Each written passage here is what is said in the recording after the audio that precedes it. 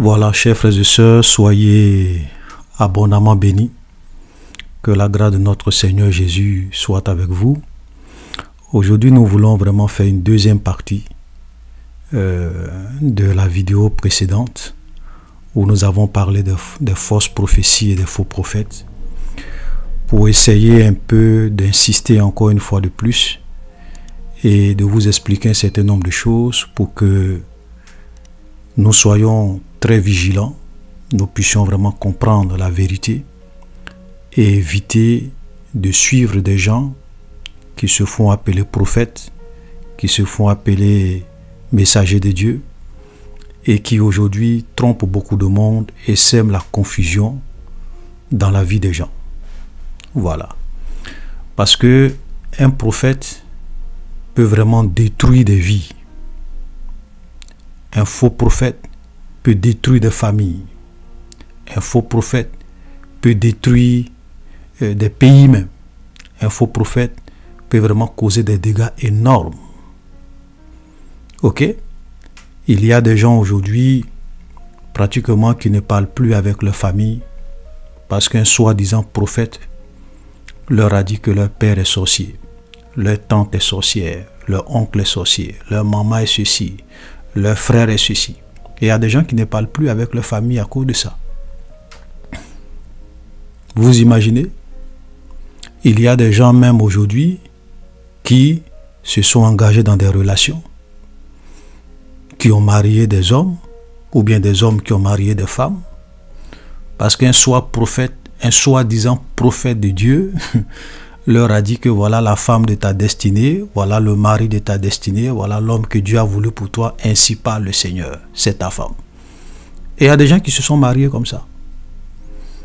Aujourd'hui, vous allez dans leur foyer, c'est le chaos, c'est la confusion. Leur foyer est au bord de l'implosion parce qu'ils ont préféré écouter des faux prophètes. Vous imaginez? Il y a des gens même peut-être qui étaient appelés à être des hauts cadres, des ingénieurs. Il y a un prophète qui s'est levé là-bas qui dit « Ah, moi Dieu m'a dit que tu es appelé. Tu es appelé à être pasteur, tu es appelé à être prophète, tu es appelé à être évangéliste. » Et aujourd'hui, ils sont dans le ministère, mais Dieu ne les a jamais appelés. Ça dit que leur vie et leur carrière est brisée. Et laissez-moi vous dire que si vous vous engagez dans un ministère, que ce soit apôtre, prophète, évangéliste, pasteur, docteur ou bien enseignant de la parole, et que ce n'est pas Dieu qui vous a appelé, laissez-moi vous dire que vous êtes en train de perdre votre temps. Parce que votre œuvre, toute l'œuvre que vous allez faire n'aura aucune valeur. Vous avez l'apôtre Paul dit que l'œuvre de chacun sera éprouvée par le feu. Ça veut dire qu'il y a des gens qui pensent qu'ils sont en train de servir Dieu, ils sont en train de faire l'œuvre de Dieu. Mais quand nous serons un jour devant le tribunal de Christ, le feu va éprouver l'œuvre de chacun. La Bible dit que si l'œuvre de quelqu'un subsiste au feu, il aura une récompense. Mais si l'œuvre ne subsiste pas, tu n'auras pas de récompense. Parce que ce n'est pas une œuvre qui a été bâtie par le Seigneur. C'est très dangereux de s'engager dans un ministère alors que Dieu ne vous a pas appelé. Donc il y a beaucoup de personnes aujourd'hui comme ça. Et ce sont ces genres de personnes qui créent la confusion, qui créent l'apostasie, le mensonge, toutes sortes de choses dans les églises. Dieu ne les a jamais appelés. Mais soi-disant un pasteur ou bien un prophète leur a dit « Mon frère, Dieu t'a appelé à être pasteur. » Faites beaucoup attention. Donc les faux prophètes sont des gens qui sont très dangereux. C'est pour cela que quand nous lisons la Bible, Dieu ne s'amuse pas avec eux. On est souvent surpris quand on voit des chrétiens dire que oui, on peut être un faux, on peut donner une fausse prophétie, c'est-à-dire qu'en tant que prophète, tu peux prophétiser du faux une fois ou bien deux fois et puis être un vrai prophète de Dieu. C'est pas parce que quelqu'un a prophétisé du faux qu'il est un faux prophète. Frères et sœurs, c'est un mensonge. Regardez ce que la Bible dit, parce que, vous savez, tout est dans la parole de Dieu. Malheureusement, les gens ne lisent pas la Bible. Si les gens lisaient la parole de Dieu, qui prenaient au sérieux la parole de Dieu, ils n'allaient pas s'amuser avec le faux prophète. Regardez ce que la Bible nous dit lorsque nous lisons Deutéronome 18, le verset 20. Ça, c'est Dieu qui dit, il dit, mais le prophète, écoutez très bien, il dit le prophète qui aura l'audace de dire en mon nom une parole que je ne lui ai point commandé de dire. Ici, faites attention. Parce que là, Dieu n'est pas en train de parler de quelqu'un qui prophétise. Vous savez, il y a des gens qui disent que, il y a des gens qui pensent que parce que quelqu'un prophétise dans une église, c'est forcément un prophète. Non. Vous pouvez dans une église, vous pouvez avoir le don de prophétie et vous pouvez prophétiser. Mais ce n'est pas parce que quelqu'un prophétise qu'il a forcément un ministère de prophète. Ok? Donc, les gens qui sont souvent dans les églises, qui prophétisent, bon, ils peuvent se tromper. C'est pour cela, d'ailleurs, la Bible dit que un ou deux prophétisent et que le reste écoute et qu'on analyse.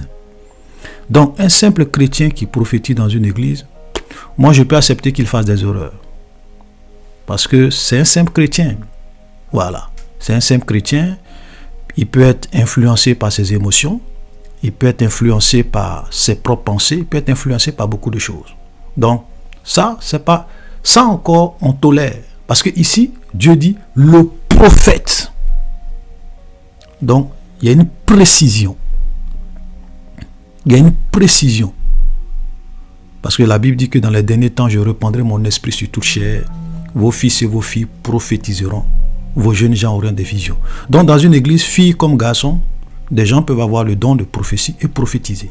Mais ça ne fait pas d'eux des prophètes.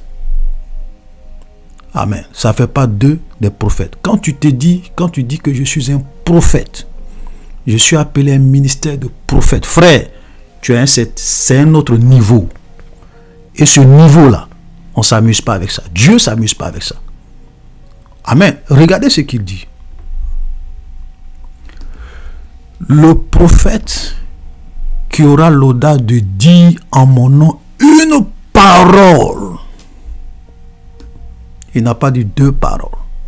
Il n'a pas dit 3 paroles. Il n'a pas dit 4 paroles. Une seule parole. Et tu dis, ainsi parle l'Éternel. Dieu m'a montré. Dieu m'a révélé. Dieu m'a dit. Avec ton titre de prophète. Qu'est-ce que la Bible dit? Le prophète qui aura l'audace de dire en mon nom une parole que je ne lui ai point commandé de dire, ou qui parlera au nom d'autres dieux, ce prophète-là sera puni de mort. Vous comprenez? Ça veut dire que la plupart de vos prophètes qui prophétisent, d'après vous-même, à 90%, leur prophétie se réalise. À 95%, leur prophétie se réalise. À 99,99%, leur prophétie se réalise. Si ces prophètes-là étaient au temps de Moïse, ils étaient morts. Je le répète encore. Si vos soi-disant prophètes qui font des pronostics, qui pratiquent la divination, qui disent des paroles au nom de l'Éternel qui ne se réalisent pas, s'ils étaient au temps de Moïse, ils étaient morts. Pour que vous puissiez comprendre combien de fois c'était très grave et très dangereux de se dire que je suis un prophète de Dieu et de prophétiser une seule parole qui ne se réalise pas. Tu es mort. C'est pas du jeu. C'est pas du jeu.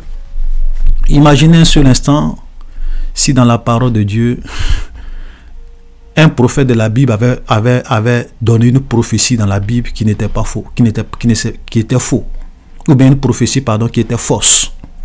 Qu'est-ce que les gens allaient dire? La parole de Dieu est faux. Les gens allaient dire Dieu est un menteur. C'est pour cela que on ne s'amuse pas quand on se dit prophète et qu'on prophétise du n'importe quoi. Une seule parole, tu es mort. Voilà la rigueur. Voilà la rigueur de Dieu concernant les prophètes de l'Ancien Testament. On ne s'amuse pas. Alléluia. Vous savez, un jour, j'ai écouté un rabbin juif. Un rabbin juif. C'est vrai, je ne suis pas en train de dire que les rabbins juifs sont des gens qui disent toujours la vérité, ou bien c'est puisqu'ils n'ont pas cru au Messie, c'est pas de ça que je parle. Mais un jour, j'ai écouté un rabbin juif et il a dit quelque chose qui m'a vraiment frappé, parlant des prophètes et des faux prophètes. Il dit, et je vais vous donner cet exemple qu'il avait pris. Je vais essayer de faire une image pour que vous puissiez comprendre. Il dit, supposons que quelqu'un se dit prophète et qu'il vient et puis dit, demain à 7h00, le ciel va changer de couleur et va commencer à pleuvoir du vin. C'est-à-dire que du vin, il va commencer à pleuvoir du vin. Le ciel va changer. Il dit à 7h00, le ciel va changer de couleur et va commencer à pleuvoir du vin. Et effectivement, demain, à 7h10, le ciel change de couleur et commence à pleuvoir du vin. Je vous assure que si c'était nous les chrétiens d'aujourd'hui, on va dire, ah, ça c'est un vrai prophète de Dieu. Ce qu'il a prophétisé, c'est réalisé. C'est que c'est un vrai prophète de Dieu. Vous savez ce que le rabbin juif dit? Il dit, ce prophète-là est un faux prophète. Pourquoi? Parce qu'il a fait une erreur de 10 minutes. Il a dit à 7h00 et ce qu'il a prophétisé s'est réalisé à 7h10 au lieu de 7h00. C'est un faux prophète. Les juifs ne s'amusent pas avec le faux prophète. C'est pour cela que tu ne peux pas venir devant le peuple juif et puis dire non, je suis prophète. Et puis les gens vont t'accepter comme ça. Impossible. Impossible parce qu'ils sont rigoureux. Aujourd'hui, nous les chrétiens, on accepte tout. Des marabouts viennent, ils disent qu'ils sont des prophètes de Dieu, on les accepte. Des gens qui ont des esprits de divination, de python, qui sont possédés par des esprits mauvais, qui leur montrent des visions, qui leur donnent des prophéties, qui leur donnent des révélations. Et on dit non, ce sont des prophètes de Dieu. Non, ils prophétisent. C'est un vrai prophète, même si il s'est trompé une fois, deux fois, mais la plupart de ces prophéties se réalisent. C'est un vrai prophète. Vous ne connaissez ni les Écritures, ni la parole de Dieu. C'est pour cela que, comme je le disais, beaucoup de personnes vont continuer à vivre dans la servitude des faux pasteurs. Pourquoi? Parce qu'ils ne font pas attention à la parole de Dieu. Jésus a dit, vous connaîtrez la vérité et la vérité vous affranchira. Et Jésus dit, ta parole est la vérité. Frère, on ne s'amuse pas. Regardez cet exemple de ce rabbin. Il a même pris un deuxième exemple. Il dit, supposons que quelqu'un même vient et puis dit, je paraphrase, il dit, la semaine prochaine, il va pleuvoir. Il va pleuvoir une forte pluie. Et puis effectivement, la semaine prochaine, il pleut une forte pluie. Il dit ça ne fait pas de lui un vrai prophète de Dieu. Pourquoi? Parce que prédire la pluie, on peut prédire cela. Peut-être que ça fait 2 semaines, une semaine n'a pas plu. Donc on est dans la période où très souvent, il pleut souvent. Donc le gars peut prédire. Donc, les choses qu'on peut pronostiquer, des choses qu'on peut dire, et puis ça va arriver là. Ce n'est pas ça qui fait de toi un prophète. Même tous les prophètes qui avaient prophétisé pour dire que Marine Le Pen allait être la présidente de la France, même si ça s'était réalisé, frère, ça ne fait pas d'eux des vrais prophètes de Dieu. Pourquoi? Parce que n'importe qui pouvait pronostiquer cela. À cause de Macron, la manière dont il avait géré le pays, la manière dont il y avait des scandales qui ont commencé à éclater sur lui, beaucoup de choses, et puis de la manière dont il a traité le problème des gilets jaunes et borgné les gens. Donc les gens pouvaient se dire non, il a tellement fait de mal que c'est pas sûr que les Français le votent. On pouvait pronostiquer cela. Même si ça se réalisait, ça ne faisait pas d'eux des vrais prophètes de Dieu. Amen. Frères, c'est pour cela que je vous en prie. Je fais cette vidéo pour encore insister. Parce qu'aujourd'hui, nous sommes à une époque où il y a beaucoup de fausseté. Beaucoup de faux prophètes sont venus dans l'église. Beaucoup de menteurs, de manipulateurs sont venus dans l'église et ils trompent les chrétiens qui acceptent leurs mensonges. Ils détruisent des familles, ils détruisent des foyers, ils détruisent des projets, ils détruisent des avenirs, ils divisent les maisons. Voilà. C'est eux qui vont voir que ta maman qui t'a mis au monde est sorcière. Que ton papa qui t'a mis au monde est sorcier. Que ton oncle est sorcier. Que ta tante est sorcier. Que ceci est sorcier. Et ils divisent, ils mélangent des familles. Ok. Vous savez, quand vous lisez même la Bible, montrez-moi un seul passage où vous avez vu Jésus faire de telles prophéties. Non, ton problème là, c'est un sorcier de ta famille. Non, tu es devenu fou parce qu'il y a ton oncle qui a fait ça. Montre-moi Jésus ou bien les apôtres. Vous pensez qu'au temps de Jésus, il n'y avait pas des gens qui étaient malades, qui étaient possédés, à qui on avait lancé des sorts? Vous pensez que ça n'existait pas? Regardez le livre des Actes des Apôtres. La Bible dit que il y a des gens qui ont été tellement touchés, mais c'était des gens qui avaient pratiqué la magie. Et ils envoyaient les livres de la magie et on a brûlé. Ça veut dire que l'occultisme, la magie, ça existait. Mais pourquoi on ne disait pas aux gens, ton papa est sorcier, ta maman est un magicien? Non. Parce que quand tu dis à quelqu'un, même si c'est vrai, quand tu dis à quelqu'un, ton oncle est sorcier, quand tu dis ça à quelqu'un, est-ce que tu veux, à quoi tu penses? Est-ce que toi tu penses que cette personne va commencer à aimer, va continuer à aimer son oncle?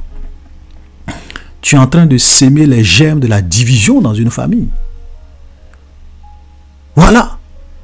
Jésus, quand tu viens, que ton problème soit un problème de sorcellerie, un problème mystique, un problème de folie, Jésus te délivre, il te libère par la puissance de Dieu.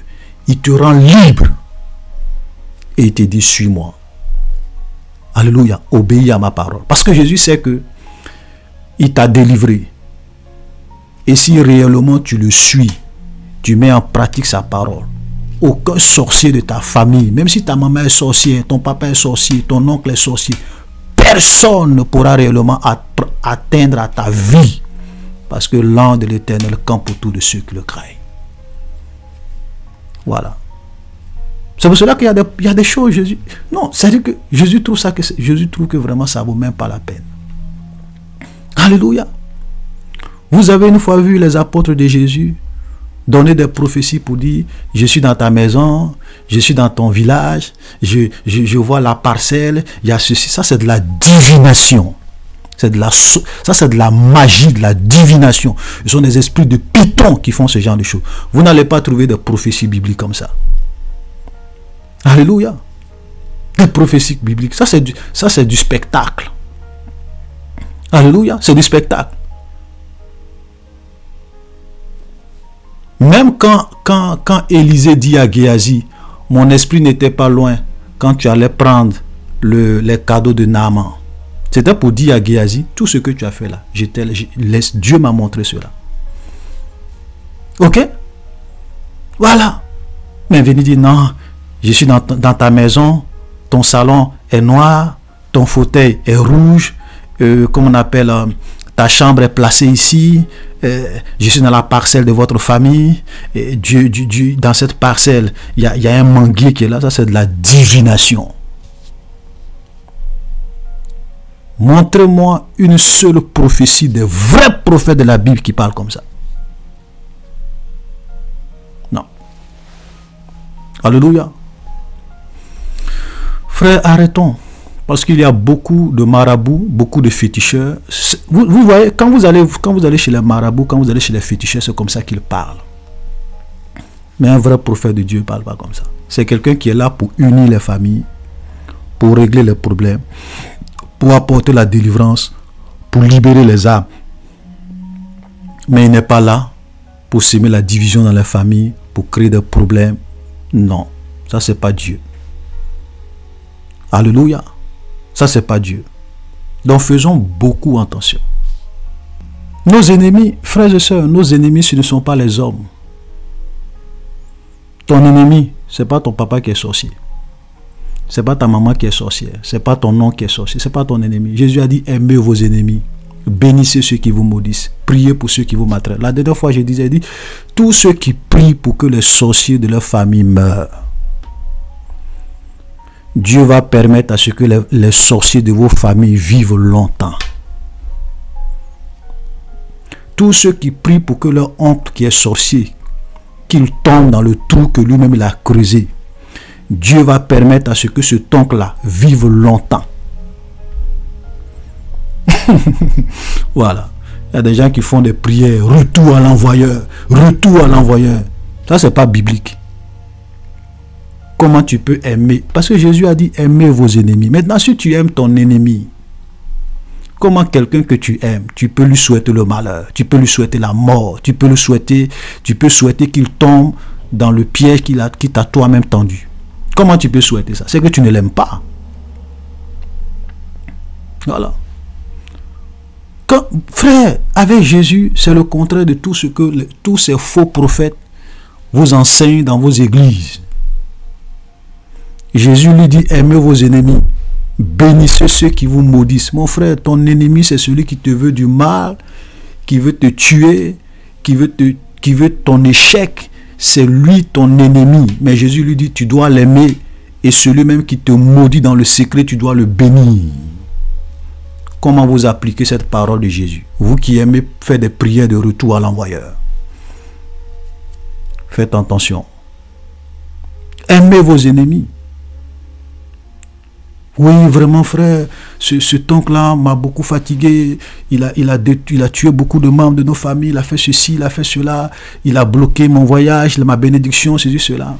Frère, bénis ton ennemi. Ça veut dire que toi, si tu es chrétien, qu'un sorcier arrive à bloquer ta vie, tu dois d'abord dire merci à ce sorcier. Parce qu'au moins, il t'a permis de comprendre que tu n'es pas un vrai chrétien.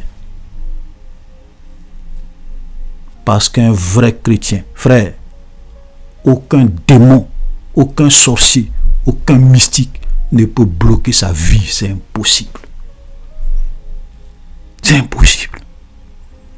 Vous savez, moi j'ai même entendu des témoignages où des sorciers sont venus dans la maison de certains chrétiens. Eux-mêmes, ils ne savaient même pas qu'ils étaient des sorciers. Mais tellement que quand ils ont mis pied dans cette maison, ils n'arrivaient pas à tenir à cause de la présence de l'Esprit de Dieu, du feu dans cette maison.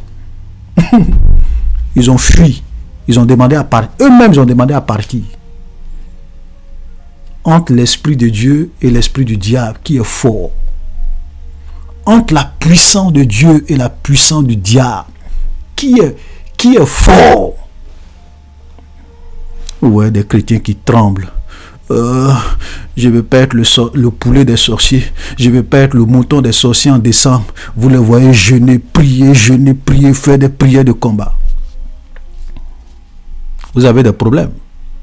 C'est vrai qu'on doit prier, de faire des prières de combat. Mais nos ennemis, ce sont les démons, c'est l'esprit de la sorcellerie, c'est les puissants des ténèbres, ce n'est pas les hommes. Nous devons les aimer. Parce que eux aussi, ils ont besoin d'être sauvés pour aller au paradis. Eux aussi sont sous l'emprise du diable. Voilà. Donc quand vous voyez tous ces faux prophètes qui viennent diviser des familles, qui viennent dire à des gens, oui, Dieu m'a dit que c'est ce monsieur-là qui est ta femme. Et pardon, c'est cette femme-là, c'est cette jeune dame-là qui est ta femme, mais c'est ce monsieur-là qui est ton mari. Et vous avez des chrétiens qui croient en ça. C'est ce que Dieu m'a dit, l'homme de ta destinée, la femme de ta destinée. Vous allez vous marier à des gens et vous allez souffrir dans vos foyers. Parce que Dieu ne fait pas ça. Voilà. Vous savez, c'est vrai que Dieu peut utiliser des gens pour nous éclairer. Mais déjà, toi-même, Dieu te parle. Toi-même, tu sens le feu. Toi-même, tu sens déjà quelque chose. Tu sens que Dieu est... Maintenant, quand tu doutes, maintenant, quelqu'un peut venir peut-être, Dieu peut permettre à ce que son prophète ou bien un homme de Dieu puisse vraiment te confirmer ce que tu ressens déjà dans le cœur. Mais ce n'est pas le pasteur qui va te dire qui tu dois marier. Il ne sait pas lui tu vas marier. Il ne sera pas avec toi dans ton foyer. On se comprend? Faites, beaucoup de personnes se sont engagées dans des relations. Ils souffrent aujourd'hui. Parce qu'un pasteur leur a dit que voilà ce que Dieu me dit. Des menteurs. Des menteurs. Donc nous devons faire beaucoup attention. J'ai toujours dit et souvent je le répète, j'ai dit, nous avons une seule vie à vivre. Ne prends jamais le risque d'écouter des faux prophètes qui vont détruire ta vie. Non. Toi aussi tu es un enfant de Dieu. Il y a des sujets, surtout quand ce sont des sujets qui te concernent toi-même, qui concernent ta vie, ton avenir, des sujets importants, qui engagent ton avenir.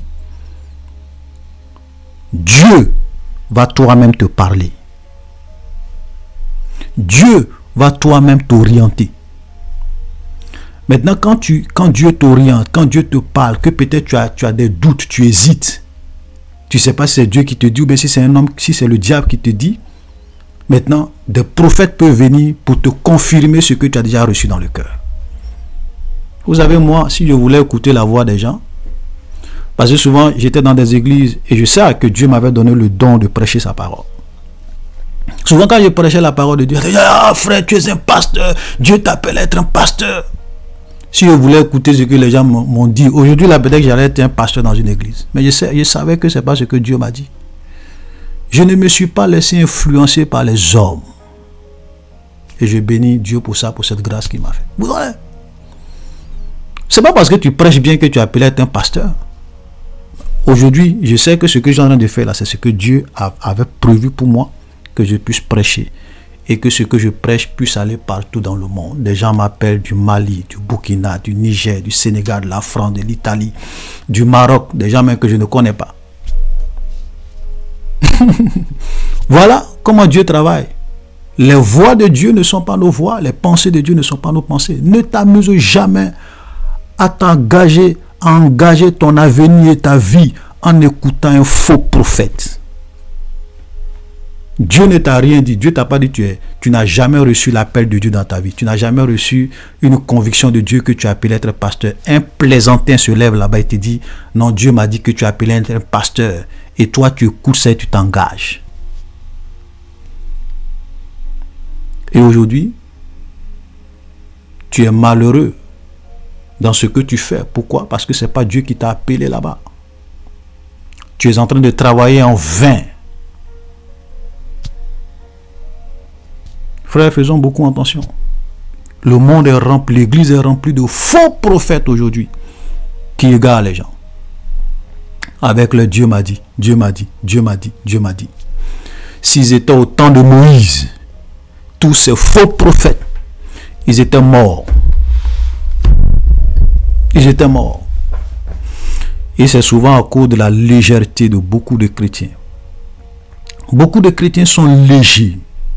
Ils tolèrent tout, ils acceptent tout, n'importe quoi. N'importe qui pour eux est prophète. Des magiciens, des gens qui ont des esprits de python, qui sont possédés, qui ont l'esprit de la divination. Aujourd'hui, qui se font appeler prophètes de Dieu. Tous les gens les suivent.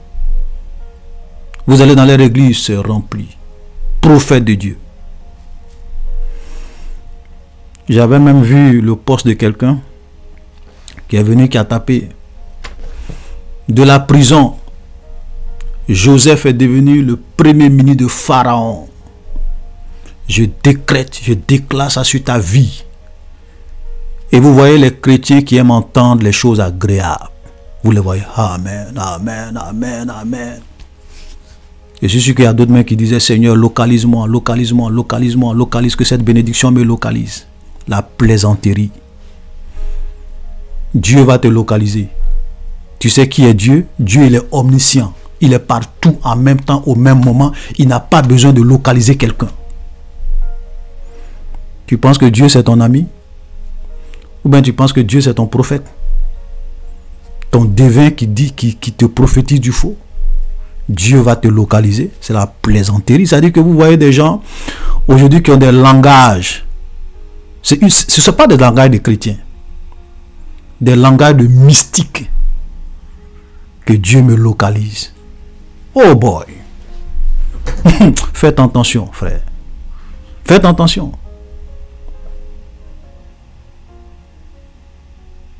Donc, le monsieur, il dit, de la prison, Joseph est devenu premier ministre de Pharaon. Je décrète, je déclare ça sur la vie. Tu vois le nombre d'amen. Et moi, je suis venu, je dis, de la prison, Jean-Baptiste a été décapité.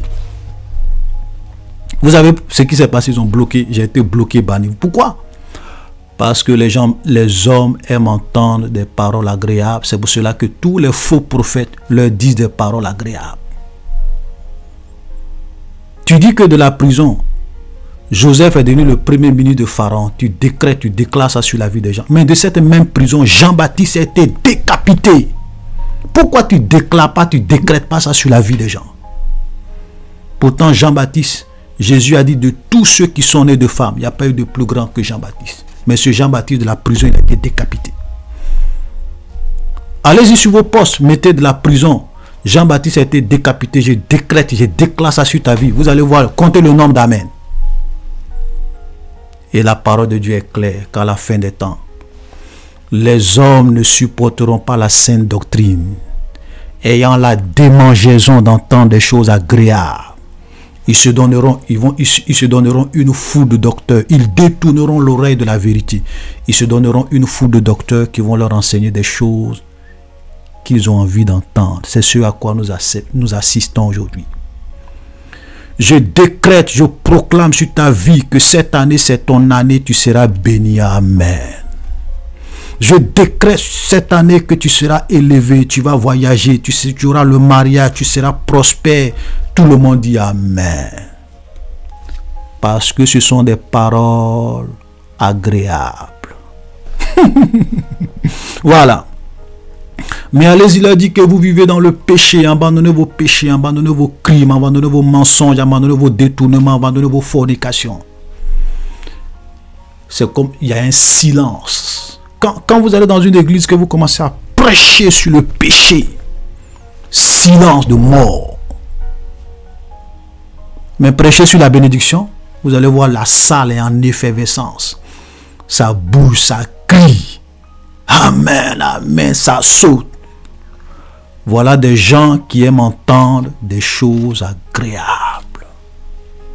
C'est pour cela que les faux prophètes leur servent ces choses agréables en longueur de journée. Et ils vont se réveiller dans l'éternité, comme souvent j'aime le dire. Ils auront le choc de leur vie. Parce qu'ils vont se rendre compte qu'ils ont été dupés et qu'ils n'ont jamais été des chrétiens. Frère, c'est une vérité. Alléluia. Vous pensez que... Frère, je vous en prie, faites un exercice. Je vous exhorte, faites un exercice. Parce qu'on est en train de parler de faux prophètes. Faites un exercice. Allez-y lire les prophéties ou bien les livres des prophètes de la Bible. Allez-y lire. Et puis, faites le pourcentage des messages qu'ils prêchaient sur la sainteté, sur la repentance, sur la pureté. Faites le pourcentage des messages qu'ils ont prêchés en présidant les choses qui concernent l'avenir. Vous allez être choqués. Vous allez vous rendre compte que il y a même des prophètes. Vous savez leur message c'était quoi? Je prends l'exemple de Jean-Baptiste. Il y en a d'autres, mais je prends l'exemple de Jean-Baptiste. Vous savez le message de Jean-Baptiste c'était quoi? Repentez-vous, car le royaume des cieux approche. Portez du fruit digne de la repentance. Abandonnez vos péchés, car le royaume des... C'était des prédicateurs de la sainteté, de la repentance, de la pureté. Ça, c'était des grands prophètes. Et je vais vous étonner en vous disant, vous savez Jean-Baptiste, qu'est-ce que la Bible dit de lui? Jean-Baptiste n'a fait aucun miracle. Mais il était le plus grand de tous. Jean-Baptiste n'a fait aucun miracle.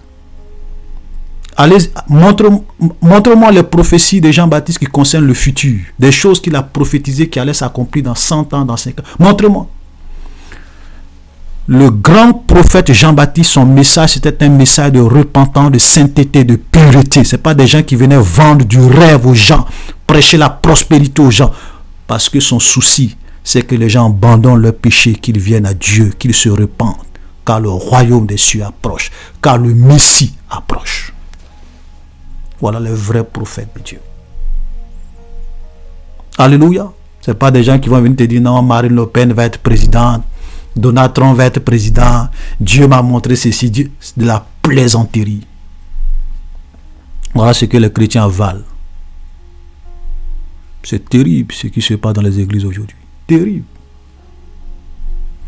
Frères et sœurs, j'ai dit tout ça parce que je suis venu encore insister là-dessus pour essayer de vous dire de faire attention. Un prophète,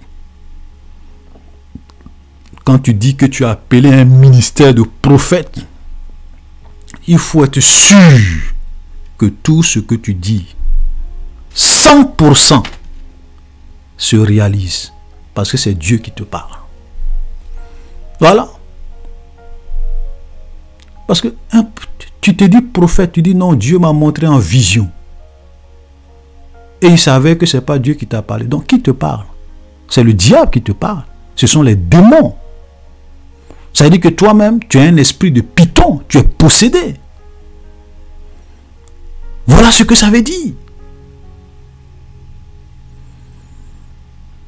C'est pour cela qu'on ne s'amusait pas avec les faux prophètes dans l'Ancien Testament. On les tuait. Et vous allez même voir des gens, et peut-être c'est par là que je vais m'arrêter, des gens qui vont venir justifier les faux prophètes et les fausses prophéties. J'ai même vu quelqu'un qui allait prendre l'exemple de Samuel. Et cet exemple-là m'a fait vraiment rire. J'ai essayé de le raisonner, mais après j'ai arrêté. Parce que j'ai vu que, vous savez, quand vous voyez des gens qui ont été tellement doctrinés, vous savez, les faux prophètes, ils sont tellement forts. C'est-à-dire que quand vous allez dans leur église, tellement qu'ils savent qu'ils prophétisent du faux, du mensonge, ils essayent de vous réconforter pour dire non, un prophète peut prophétiser, mais si toi-même tu vis dans le péché, la prophétie ne va pas se réaliser, la prophétie peut changer, Dieu peut changer. Donc, ou bien ils vont te dire, bon, il y a des exemples même dans la Bible, vous avez des gens qui ont prophétisé. Tout ça là, ce sont des techniques de lavage de cerveau. Des techniques pour vous pousser à les accepter en tant que des vrais prophètes, même s'ils vous mentent, même s'ils vous donnent des prophéties qui ne se réalisent pas. Les gens sont très intelligents, ils ne sont pas des fous. Donc, ils font une préparation psychologique pour que les gens continuent à les considérer comme des prophètes, même s'ils prophétisent du faux. Voilà. Ça fait partie de la stratégie. Dieu lui dit, une seule parole, on te met à mort. Et eux, ils arrivent par des techniques à faire croire à leurs suiveurs que non, bon, les prophètes, de temps en temps, ils peuvent taper poteau, ils peuvent se tromper sur une prophétie, mais ça ne fait pas d'eux des faux prophètes. Et souvent, il y a quelqu'un qui avait pris un exemple. Il dit, mais Samuel, quand Dieu a envoyé Samuel pour aller oindre David comme roi, quand Samuel est arrivé dans la maison d'Isaïe, et que souvent Samuel pensait que c'était telle personne qui était le roi, mais Dieu lui disait que non. Donc Samuel a tapé poteau. Des plaisantins.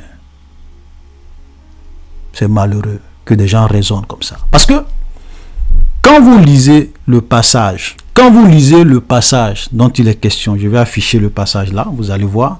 Voilà. Allez-y lire ce passage. Vous allez vous rendre compte que c'est pas ce qui s'est passé. Parce que Dieu, d'abord, Dieu a envoyé Samuel pour aller dans la maison d'Isaïe, pour oindre quelqu'un qui va choisir comme roi, qui va remplacer Saül. Quand Samuel s'en va, Samuel ne sait pas a priori c'est qui que Dieu a choisi. Donc, il sait que c'est dans la famille d'Isaïe. Donc, il dit à Isaïe, envoie-moi tous tes enfants et qu'ils passent devant moi. Et Dieu va me dire qui l'a choisi comme roi. Donc, et pendant que ses enfants défilaient, souvent quand il y a un qui arrive, Samuel, quand Samuel le regarde, il dit, ah mais celui-là il est vraiment bien grand, il a vraiment la taille, la forme, certainement que c'est lui le roi. Ça c'est ce qu'il disait dans son cœur, c'est ce qu'il pensait, mais ce n'est pas Dieu qui lui a dit. Hein. C'est ce qu'il pensait. Et c'est pas quelqu'un qui n'a pas dit non, ainsi parle le Seigneur, c'est toi qui es le roi, ceci, cela, et puis après Dieu lui dit non, non. Il n'a jamais prophétisé que c'est telle personne qui est le roi et la personne n'est pas le roi. Il n'a pas dit ça. Ça veut dire que les enfants d'Isaïe, chaque enfant d'Isaïe passait devant lui. Et quand quelqu'un arrive, ça c'est ce qu'il pense dans son cœur. Il ne le dit même pas. Dans son cœur. Et dès qu'il a cette pensée et qu'il pense, il attend maintenant la confirmation de Dieu. Il attend le ainsi parle l'Éternel. Et Dieu lui dit non, c'est pas lui. Ne regarde pas son apparence. L'autre vient. Dieu dit non, c'est pas lui. Ne regarde pas son apparence. Dieu lui vient. Jusqu'à tous les enfants d'Isaïe sont passés. Tous les enfants grands.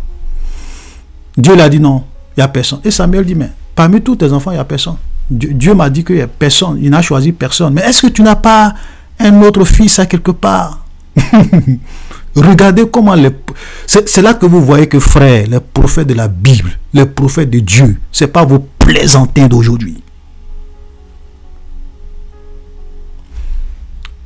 Et il dit ah oui, c'est vrai, j'ai mon dernier fils, mais c'est un enfant, c'est un jeune, il peut pas être roi. On dit va le chercher.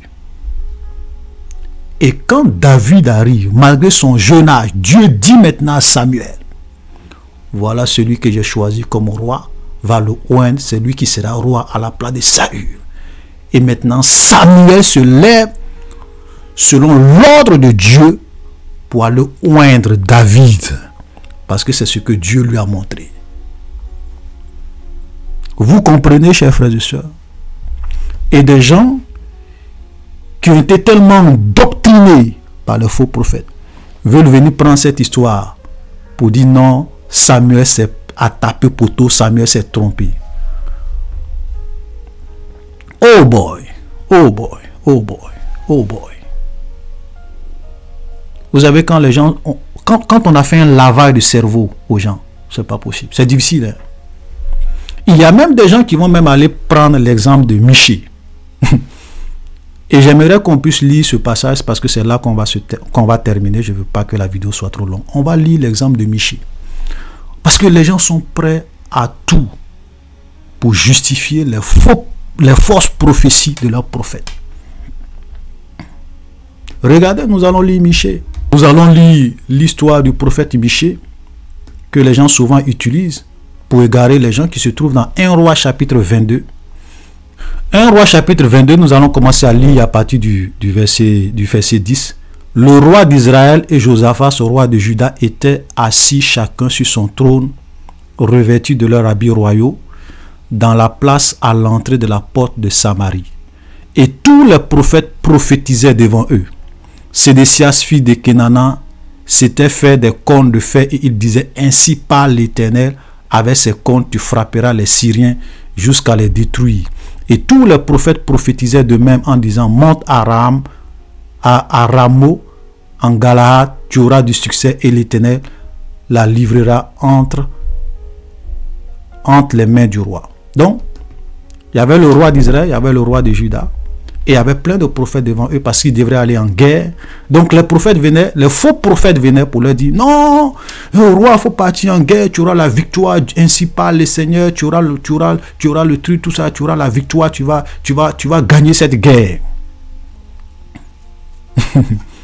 Les faux prophètes, voilà comment il faut. C'est-à-dire que ce sont des gens qui aiment toujours prêcher des choses que les gens ont envie d'entendre.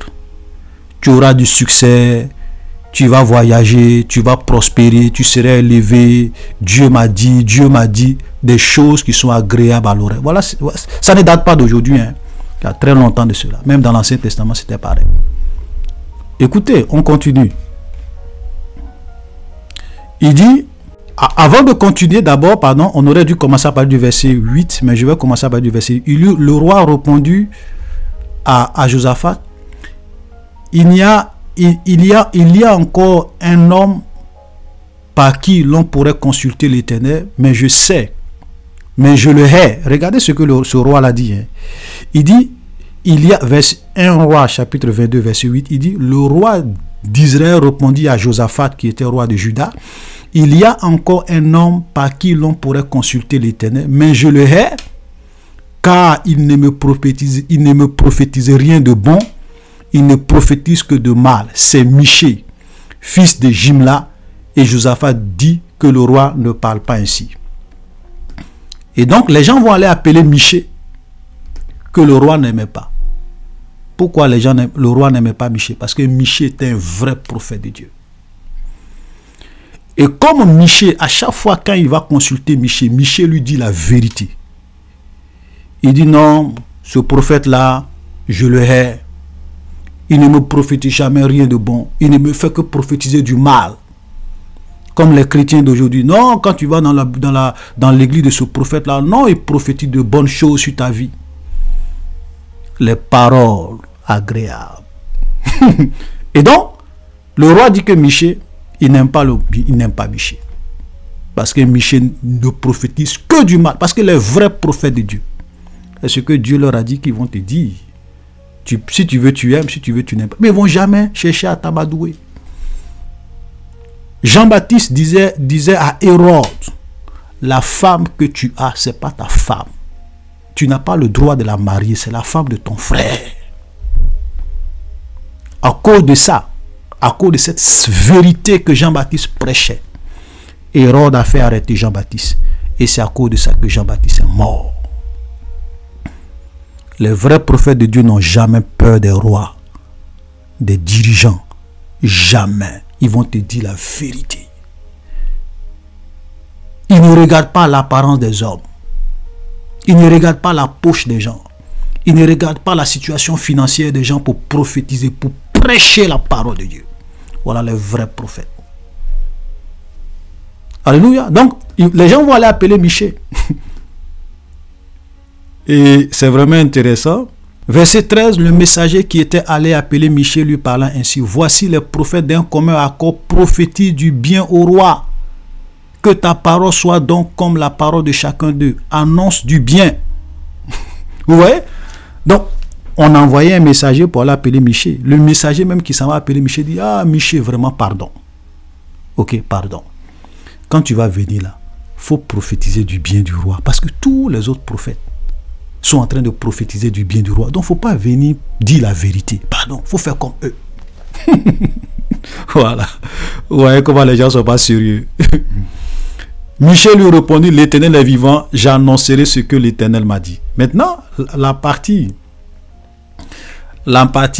qui va nous concerner, regardez bien. Il dit, lorsqu'il fut arrivé auprès du roi, le roi lui dit, Michée, irons-nous attaquer Ramoth en Galahad ou devons-nous y renoncer? Il lui répondit, ça c'est Michée qui va lui répondre, monte, tu auras du succès, l'Éternel la livrera entre les mains du roi. Verset 16, et le roi lui dit, combien de fois me faudra-t-il te faire jurer de ne me dire que la vérité au nom de l'Éternel? Et Michée répondit, je vois tout Israël dispersé sur les montagnes comme des brebis qui n'ont point de berger. Et l'Éternel dit, ces gens n'ont point de maître, que chacun retourne en paix dans sa maison. Le roi dit à Josaphat, ne te l'ai-je pas dit, il ne me prophétise rien de bon, il ne prophétise que du mal. Voilà. Donc, souvent, vous avez des gens qui vont venir prendre ce passage-là pour justifier les fausses prophéties de leurs prophètes en disant que oui, mais quand Michée est venu, Michée a dit que l'Éternel aura la victoire, il faut partir, c'est cela. Regardez, parce que vous voyez, quand vous ne mettez pas les choses dans leur contexte, les gens vont vous tromper. Écoutez très bien. D'abord, c'est un roi qui sait que Michée est un vrai prophète et que Michée a toujours prophétisé la vérité. Mais comme c'est que Michée prophétisait, c'est quelque chose qui n'allait pas dans son sens. Ce n'était pas des paroles agréables, des choses que lui, il avait envie d'entendre. Il a commencé à haïr Michée parce qu'il disait que Michée ne prophétise que du mal de lui. Donc, il va chercher Michée. Et quand Michée arrive, la première parole de Michée, quand il demande à Michée, est-ce que je dois aller en guerre? Michée dit, il faut partir, tu auras la victoire. Dieu va te donner la victoire. Vous savez pourquoi? Ce que Michée est en train de dire au roi, c'est quoi? En un mot, Michée est en train de lui dire, bon, comme quand je te prophétise la vérité, tu ne veux pas écouter. Tu veux que je te dise ce que tu as envie d'entendre. Donc je vais te dire ce que tu as envie d'entendre. Mon roi, pardon, il faut partir, tu auras la victoire. Dieu va te donner la victoire. Et le roi savait tellement, non seulement Michée savait que ça c'était sa propre pensée, mais le roi lui-même savait que ce que Michée venait de dire là, ce n'est pas ce que Dieu lui a dit.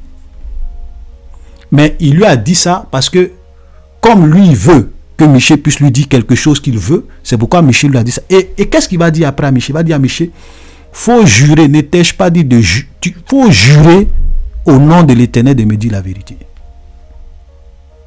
Pourquoi il a dit? Parce que, vous savez, en Israël, quand tu commences à utiliser le nom de l'Éternel, quand tu jures au nom de l'Éternel, fais attention.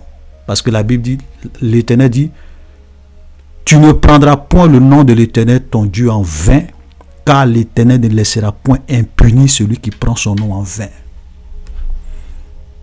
Donc, Michée, maintenant, sous l'inspiration de Dieu, il va maintenant livrer le message de Dieu pour lui dire, je vois tout Israël dispersé.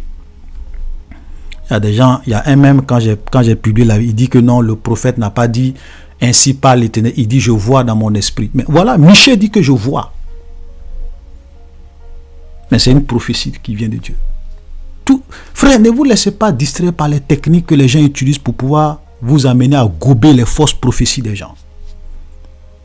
Michée va lui dire, voilà la vraie parole de Dieu, voilà la vérité. Au nom de l'Éternel, voilà ce que je vois. Tu n'auras pas la victoire. Cette guerre, tu vas la perdre. Et regardez, qu'est-ce qu'il dit? Il dit à l'autre roi, je t'ai dit non, il dit ce prophète-là, il ne me prophétise que du mal. Donc, il faut placer ça dans le contexte. Voilà, Michée n'est pas venu pour dire ainsi parle l'Éternel. Et non. Et puis après, Michée s'est retourné. Et puis, alors que tout ce qu'il a dit, ça s'est pas réalisé. Non. Michée dit, bon, roi, tu veux que je te dise ce que tu as envie d'entendre? Non. Ok. Moi, je vais te dire ce que tu as envie d'entendre. Il faut partir en guerre, tu auras la victoire. Le roi dit, non. Moi, je sais que ce que tu dis là, c'est pas... Je ne veux pas que tu me dises ce que j'ai envie d'entendre. Dis-moi ce que Dieu t'a dit. Il faut jurer de me dire ce que Dieu t'a dit. Et c'est là qu'il va maintenant prophétiser. Alléluia. Il faut mettre les choses dans leur contexte. Il ne faut pas tromper le peuple de Dieu. Aucun prophète de la Bible n'est venu prophétiser au nom de l'Éternel, prophétiser le mensonge. Non. Alléluia. Voilà. Voilà. Parce que Michée savait que ce qu'il disait, ce n'était pas Dieu qui lui avait dit de dire, c'était sa propre pensée. C'est ce que le roi voulait entendre qu'il a dit, et le roi lui-même savait cela. C'est pour cela qu'il a dit, jure-moi de dire la vérité au nom de l'Éternel. Et le Michée a prophétisé la vérité. Donc, on ne peut pas venir prendre ce passage et comparer ça à vos faux prophètes qui viennent dire que non, Marine Le Pen sera présidente et Donald Trump va être président, ceci va se passer. Et puis vous croyez en ces mensonges. Non seulement vous croyez en ces mensonges, mais le prophète lui-même sait que il pense que ce qu'il dit là, ça vient de Dieu. Donc lui-même, il croit en cela. Alléluia. Et quand ça ne se réalise pas, vous venez dire non, je dis et je le répète, si vos prophètes étaient au temps de Moïse, une seule parole, ils sont morts. Alléluia. Donc, chers frères et sœurs, je vous en prie, je suis venu, j'ai revenu, j'ai voulu encore parler de ça pour insister et vous mettre en garde. N'écoutez pas les justifications. N'écoutez pas tout ce qu'on vous dit pour accepter le mensonge des faux prophètes qui prophétisent du faux. Vous savez, une prophétie, c'est quoi? Excusez-moi, je vais m'arrêter par là en vous expliquant une image d'une prophétie. Quand des gens viennent prophétiser, surtout quand ils prophétisent des choses qui concernent le futur, vous savez, Dieu, le Dieu que nous adorons, c'est un Dieu qui est tellement puissant. Dieu, il est en dehors du temps. Le temps n'a pas d'influence sur Dieu. Dieu est en dehors du temps. C'est vrai qu'il peut rentrer dans le temps. Il peut rentrer dans le monde. Quand Jésus était dans ce monde, il est rentré dans le monde, il est rentré dans le temps. Mais Dieu, peut se mettre, et Dieu est en dehors du temps dans sa nature, dans son essence. Il est en dehors du temps. À partir du moment où Dieu est en dehors du temps, il peut voir le passé, le présent et le futur. Comme s'il les voyait dans le présent. Dieu peut voir les choses qui vont se passer dans le futur comme si c'était le présent. Donc une prophétie, c'est quoi? C'est comme, je prends un exemple, Dieu est par exemple allé en 2030. Ou bien Dieu a regardé dans 2030. Et puis par exemple, il a vu, je dis n'importe quoi, moi par exemple, Dieu m'a vu assis à la Maison Blanche en tant que président des États-Unis en train de signer des décrets. C'est ce que Dieu a vu en 2030. Parce que lui voit, il est le seul à voir dans le futur. Peut-être même si je veux prendre une image, je dirais, il est le seul à voyager dans le futur. Voilà, c'est juste une image pour que vous compreniez. Donc, Dieu me voit en 2030 ainsi, en train de signer des décrets présidentiels à la Maison Blanche en tant que président des États-Unis. Maintenant, comme vous les hommes, vous êtes dans le présent, vous ne voyez pas le futur. Donc Dieu maintenant vient et il parle à son prophète, il inspire son prophète à prophétiser qui sera président en 2030. Et le prophète dit, ainsi parle l'Éternel, tel monsieur qui s'appelle tant sera le président des États-Unis en 2030. Ainsi parle l'Éternel. Maintenant, je vous pose la question. Comment est-ce, par quelle magie, par quelle alchimie, quelque chose que Dieu a vu qui s'est réalisé en 2030, le prophète prophétise cela et cela ne va pas arriver. Quand 2030 va arriver, c'est que ce n'est pas l'Éternel qui a parlé. Voilà ce que c'est qu'une prophétie. C'est pour cela que tous les prophètes de la Bible, il n'y a pas une seule prophétie qui vont te dire qui ne va pas se réaliser. Quand ils disent ainsi par l'Éternel, Dieu m'a montré, Dieu m'a dit, ça se réalise. Alléluia. Si vous ne comprenez pas ce que c'est qu'une prophétie qui vient de Dieu, voilà ce que c'est qu'une prophétie qui vient de Dieu. Dieu voit le futur. Et vous allez vous rendre compte qu'il y a des... Regardez, est-ce que vous imaginez, regardez ce que Jean et l'apôtre Jean a prophétisé dans le livre de l'Apocalypse. Plus de 2000 ans aujourd'hui, il dit qu'il aura un gouvernement mondial, il aura l'antichrist, il aura ceci, cela. Il a prophétisé des choses extraordinaires. Si tu veux, il faut prier. Ça va arriver. Parce que c'est Dieu qui a parlé. Alléluia. Voilà. Jésus va revenir. Jésus même a prophétisé ça, les apôtres ont prophétisé. Il va revenir. Le diable n'est qu'à réunir tous les démons. Il n'est qu'à faire tous les sacrifices humains qu'il peut. Parce que souvent, il y a des prophètes qui disent, non, j'ai prophétisé, mais les mystiques ont fait beaucoup de sacrifices humains pour ne pas que ça, c'est de la plaisanterie. Si le diable n'est qu'à faire tous les sacrifices humains qu'il veut, ce que les prophètes ont prophétisé qui va arriver, Jésus va revenir, l'antichrist va venir, la fin du monde va se passer comme ça. Personne ne peut vraiment changer le cours de ce qui a été prophétisé sous l'inspiration de Dieu. Sans condition. Alléluia. C'est pour cela que, chers frères et sœurs, je vous en prie, je vais m'arrêter là. Ne soyez rigoureux. Quelqu'un qui se dit prophète, qui prophétise une seule prophétie qui est fausse, mettez une croix sur lui. Mettez une croix sur lui. Considérez-le comme s'il était mort pour vous. Parce que ce n'est pas un prophète de Dieu.